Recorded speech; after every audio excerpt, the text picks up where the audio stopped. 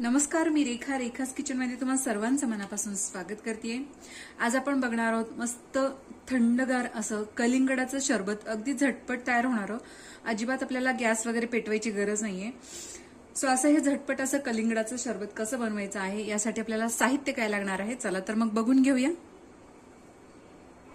So यासाठी आपल्याला लागणार आहे दूध। तर मी इथे अर्धा लिटर दूध घेतलेलं आहे, त्याचप्रमाणे कलिंगड। सो कलिंगडाचे मी अशा पद्धतीने छोटे छोटे क्यूब्स इथे तयार करून घेतलेले आहेत। छोटी वाटी मी इथे रूअफजा घेतलेला आहे। रूअफजा नसेल तर तुम्ही रोज सिरप देखील घेऊ शकता, किंवा काहीच नसेल तर काहीच ऍड केलं नाही तरीही चालेल, काही हरकत नाहीये। सो मी इथे खडी साखरेची पावडर तयार करून घेतलेली आहे। तुम्हाला जर साखर यूज करायची असेल तर साखर देखील तुम्ही ते घेऊ शकता। अर्थातच पिठी साखर घ्यायची। आणि सब्जा बी मी इथे अर्धा तास पाण्यामध्ये भिजवून घेतलेले आहेत।